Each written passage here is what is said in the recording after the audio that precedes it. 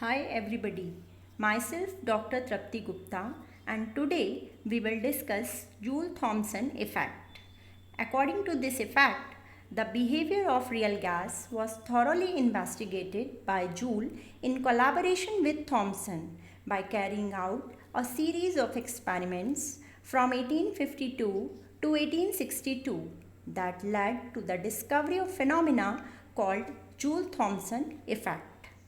According to this effect, if a gas under high pressure is allowed to pass through a porous plug or throttle to a region of lower pressure, its temperature gets lowered.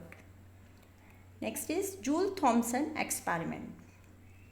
Joule and Thomson used a long tube being thermally insulated from outside by fitting it with a porous plug to allow the gas to be kept at different pressure P1 and P2 on two sides of the tube.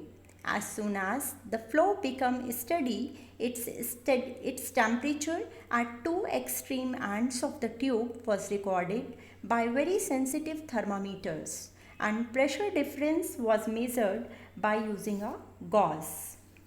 In order to understand the theory, we will undertake a simple arrangement of porous plug experiment. In this experiment, AB is a long tube which is having insulation for adiabatic conditions. This tube is fitted with two imaginary pistons 1 and 2 on two sides of a porous plug G. Let 1 mole of gas occupy a volume V1 between the piston 1 and plug G at constant pressure P1. Let the piston move forward to press the gas to flow across the porous plug G. The gas coming out of the porous plug G will push the piston 2 outwards. The pressure on the left side is kept constant at a value of P1, whereas that on the right hand side the pressure is also kept at a lower value P2. Next is experimental results. When the various gases were subjected to the Joule-Thomson experiment, the following results were reported. All the gases show a change in temperature when they pass through the porous plug. Next is change in temperature is proportional to the difference in pressure on two sides of the porous plug. Next, at sufficiently low temperature, all gases show a fall in temperature when they pass through porous plug. But at ordinary temperature, most gases suffer a fall in temperature, whereas gases like hydrogen and helium record a rise in temperature. And last is every gas shows an inversion temperature at a given initial pressure. Above this temperature, gases show heating effect, and below this temperature, gases show a fall in temperature. So, from Joule-Thomson experiment, we can conclude that Joule-Thomson process is being carried out at constant enthalpy. This is a very important point. Next topic is Joule-Thomson coefficient. From the Joule-Thomson experiment for various gases, we can conclude that these experiments are concerned with the change in temperature with pressure at constant enthalpy, that is del T upon del P at constant H. This quantity is known as Joule-Thomson coefficient and is represented by mu Jt. So we can say that mu Jt is equal to del T upon del P at constant enthalpy.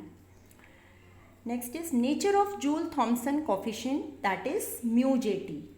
A positive value of mu Jt implies cooling because we already see that delta P is always negative in Joule-Thomson experiment. So to make mu Jt positive, delta T should also be negative, means temperature of the gas will fall, that means cooling. Next case is negative value of mu Jt implies warming on expansion, because we already studied that because delta P is always negative. So delta T should be positive, means temperature will rise. Next is zero value of mu Jt corresponds no temperature change on expansion. The temperature at which neither cooling nor heating effect occurs is called the inversion temperature. Next topic is Joule-Thomson coefficient for real gas and inversion temperature. For ideal gases, mu Jt is equal to 0. For real or van der Waals gas, mu Jt is equal to 1 upon Cp 2A upon RT minus B. Here A and B are van der Waals constants. At low temperature, 2A upon RT is greater than B. Hence, mu Jt is greater than 0.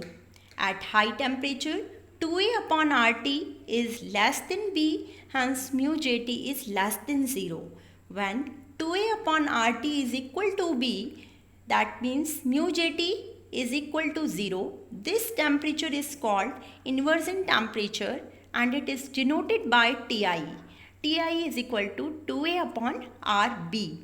Thus, inversion temperature of a gas is the temperature at which gas show neither heating nor cooling effect. At inversion temperature, mu Jt is equal to 0. A gas shows cooling effect only when it is expanded below its inversion temperature. Inversion temperature of hydrogen and helium are very low, that is minus 80 degrees Celsius and minus 240 degrees Celsius respectively. So they show heating effect at ordinary temperatures. Thank you for watching. For any queries, please type in the comment section and don't forget to attempt the quiz. Link of the quiz is given below. Thanks for watching.